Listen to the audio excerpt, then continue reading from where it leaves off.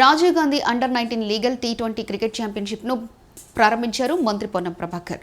Amberpet water works గ్రౌండ్లో ఏర్పాటు చేసిన ప్రారంభోత్సవ కార్యక్రమానికి ముఖ్య అతిథిగా హాజరై క్రీడలను ప్రారంభించారు. ఈ సందర్భంగా ఆయన మాట్లాడుతూ విద్యార్థులు యువత క్రీడల్లో పాల్గొనాలని, తెలంగాణ రాష్ట్రంలో కాంగ్రెస్ ప్రభుత్వం ఏర్పడిన తర్వాత క్రీడలకు ప్రాధాన్యత కల్పిస్తుందని, ముగింపు ఉత్సవాలకు ముఖ్యమంత్రి రేవంత్ రెడ్డి హాజరవుతున్నట్లు ఆయన తెలిపారు. ఈ కార్యక్రమంలో మాజీ ఎంపీ వి హనుమంతరావు, శంబుల శ్రీకాంత్ గౌడ్ తదితరులు పాల్గొన్నారు.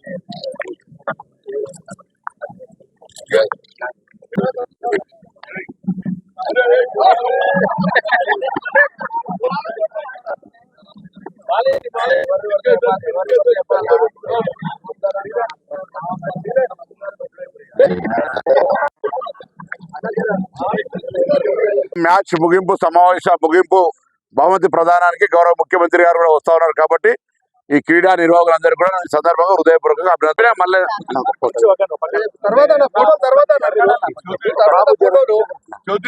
పెద్దలు హనుమంతరావు గారి నాయకత్వంలో 43వ అండర్-19 రాజీవ్ గాంధీ స్మారక క్రికెట్ టోర్నమెంట్ ప్రారంభించుకున్నాం.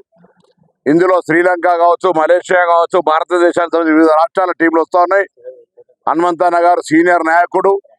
ఈ వయసులో కూడా క్రీడా నిర్వహణలో యువకుడిలాగా క్రీడాకారులను ప్రోత్సహిస్తున్న తనకు అభినందన తెలియజేస్తూ, రాష్ట్ర ప్రభుత్వం కూడా భవిష్యత్తులో గ్రామ స్థాయి, మండల స్థాయి, అంతర్మండల స్థాయి, జిల్లా స్థాయి, అంతర్జిల్లా స్థాయి అన్ని రకాల క్రీడలను ప్రోత్సహించేటువంటి ఒక ప్రణాళిక తీసుకొని ఆటలు ఆడడం ఆరోగ్యానికే కాదు, మానసిక ఉల్లాసానికి మంచి ఒక ముందుకు పోవడానికి ఉపయోగపడుతుంది. అదేవిధంగా ఈ యొక్క గ్రామ, మండల, జిల్లా, రాష్ట్ర గౌరవాన్ని కూడా పెంపొందించే అవకాశం ఉంటుంది. కాబట్టి క్రీడలకు ఈ ప్రభుత్వం అత్యంత ప్రాధాన్యత ఇచ్చే కార్యక్రమం తీసుకోబోతుందనే మాట మనం చేస్తూ, తప్పకుండా ప్రతి అధికారి, రాజకీయ నాయకుడు కూడా వాళ్ళ క్షేత్రాల్లో అనేక రకాల క్రీడల ప్రోత్సాహానికి చొరవ చూపాలని సందర్భంగా ప్రభుత్వం తరఫున ప్రతి సంవత్సరం క్రికెట్ ఫెడరేషన్ ఇండియా చైర్మన్ గా 1920 టోర్నమెంట్, అండర్-19 టోర్నమెంట్ చేయడం జరుగుతుంది. ఇది బహుశా ఇది 16 అంటే టోటల్ 44 అంటే అండర్-14 ఏమో హర్యానాలో, అండర్-17 ఈ లెక్కగా ఇది హైదరాబాద్ లో 16వ టోర్నమెంట్. ఇందులో ఆడినటువంటి వ్యక్తి మొహమ్మద్ సిరాజ్ కూడా ఇండియాకు ఆడుతున్నాడు. టాలెంట్ అనేది ఎవరి సొత్తు కాదు, ప్రతి పేదవానికి కూడా భగవంతుడు అవకాశం ఇస్తాడు. క్రికెట్ అనగానే కోటీశ్వర్ల ఆట, ల్యాండ్ లార్డ్స్ గేమ్. బాల్ కొనాలన్నా, బ్యాట్ కొనాలన్నా, ప్యాడ్ అన్నా, డోజెస్ అన్నా డబ్బులు కాస్ట్లీ కాబట్టి ఆడాలని ఉంటుంది పిల్లలకు, కానీ అవకాశాలు రావు. కనుక రాజీవ్ గాంధీ గారు ఏషియన్ గేమ్స్ చేసిన తర్వాత బీయింగ్ ఒక స్పోర్ట్స్ మినిస్టర్గా నాకు ఒక ఆలోచన వచ్చింది. క్రికెట్ కేవలం డబ్బు వల్ల వారికే కాదు, పేదవాడు కూడా ఆడగలుగుతాడని రూరల్ స్పోర్ట్స్ చేయాలి, రూరల్ టాలెంట్ ఉన్నదనే ఉద్దేశంతో చేయడం జరిగింది. దీనికి వాళ్ళ మన పొన్నం ప్రభాకర్ ట్రాన్స్పోర్ట్ మినిస్టర్ వచ్చారు, అదేవిధంగా రోహిత్ చౌదరి వచ్చారు. రేపు లాల్ బహదూర్ స్టేడియంలో జరిగే ఫైనల్ మ్యాచ్ కు గతంలో ఇదే స్టేడియంలో పిసిసి అధ్యక్షుడు రేవంత్ రెడ్డి గారు రావడం, ఆ తర్వాత మళ్ళీ ఈ మ్యాచ్ కు వచ్చే లోపల ఫైనల్ ఏది ఆల్మోస్ట్ 1 year లోపల ఆయన ముఖ్యమంత్రి కూడా అయ్యాడు. ఆయన ఫైనల్ మ్యాచ్ కు వస్తాడు. ఆయనకు ఒకటే కోరిక, నాది రూరల్ 33 జిల్లాలు ఉన్నాయి, కానీ స్పోర్ట్స్ కు ఎక్కువగా ప్రాధాన్యత ఇవ్వాలంటే వాళ్ళకు ఆట స్థలం కావాలి.